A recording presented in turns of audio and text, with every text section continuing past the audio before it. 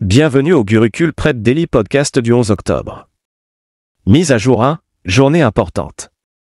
Journée internationale de la fille, 11 octobre. La journée internationale de la fille est observée le 11 octobre pour autonomiser les filles et amplifier leur voix. Lors de la conférence mondiale sur les femmes à Pékin en 1995, les pays ont largement soutenu la déclaration de Pékin et son plan d'action, le plan le plus progressiste jamais conçu pour améliorer les droits des femmes et des filles. La déclaration de Pékin est la première à aborder les droits des filles.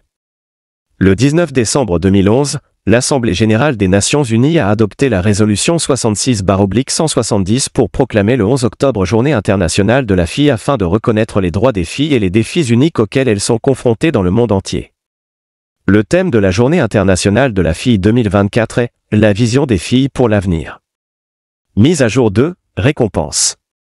Baker, Asabi, Jumper lauréat du prix Nobel 2024 de chimie pour la recherche pionnière sur les protéines, l'Académie royale des sciences de Suède a annoncé que le prix Nobel de chimie 2024 serait partagé en deux, une moitié pour David Baker pour son travail révolutionnaire sur la conception de protéines par ordinateur, et l'autre moitié pour Demi Asabi et John M.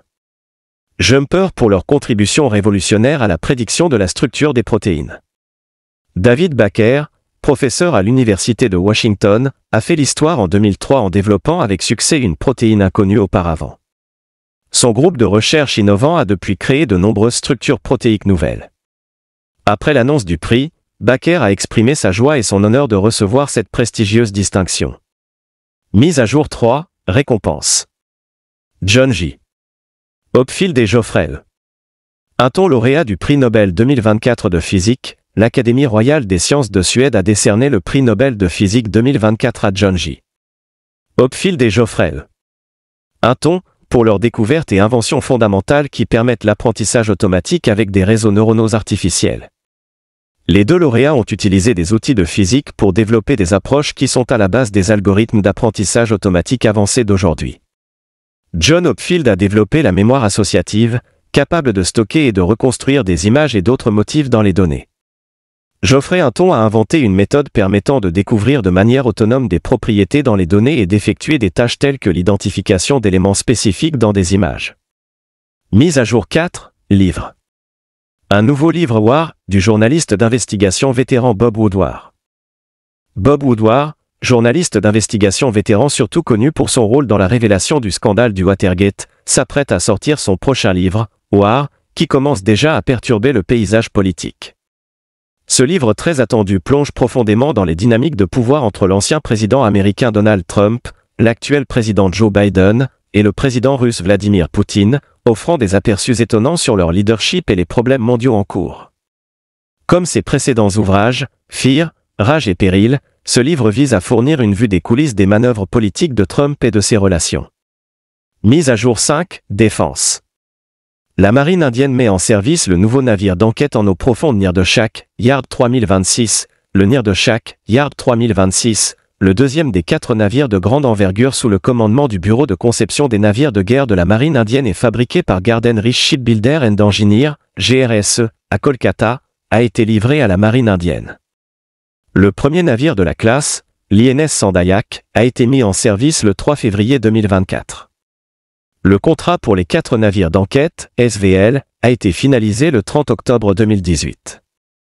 Le navire a pour objectif de mener une enquête hydrographique complète des approches des ports et des côtes en eau profonde et de déterminer les canaux et routes de navigation.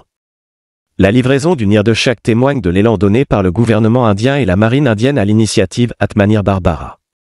Mise à jour 6, nationale. Le Premier ministre Modi inaugure l'Indian Institute of Skill, IIS, à Mumbai. Le Premier ministre Narendra Modi a inauguré l'Indian Institute of Skill, IIS, à Mumbai, qui vise à créer une main-d'œuvre prête pour l'industrie 4.0 en offrant des technologies de pointe et une formation pratique dans divers métiers tels que l'automatisation des usines, la fabrication numérique, la mécatronique, l'intelligence artificielle, l'analyse de données et la fabrication additive. Établi via un modèle de partenariat public-privé, PPP, l'Institut collabore avec le ministère du Développement des compétences et de l'entrepreneuriat, le gouvernement de l'Inde et Tata IS, une entreprise de section 8 sous Tata Trust. Mise à jour 7, nécrologie. Ratan Tata est décédé à l'âge de 86 ans. Ratan Tata, président émérite de l'une des plus grandes entreprises d'Inde, est décédé à l'âge de 86 ans après une longue maladie. Ratan Tata, bien connu pour ses efforts humanitaires, a été président du groupe Tata de 1991 à 2012. Pendant son mandat, il a apporté des contributions substantielles à l'entreprise fondée par son arrière-grand-père plus d'un siècle auparavant.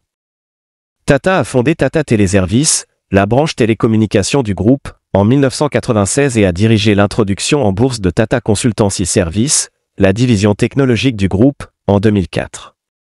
Tata a reçu 2 des plus hautes distinctions civiles de l'Inde, le Padma Bhushan en 2000 et le Padma Vibhushan en 2008.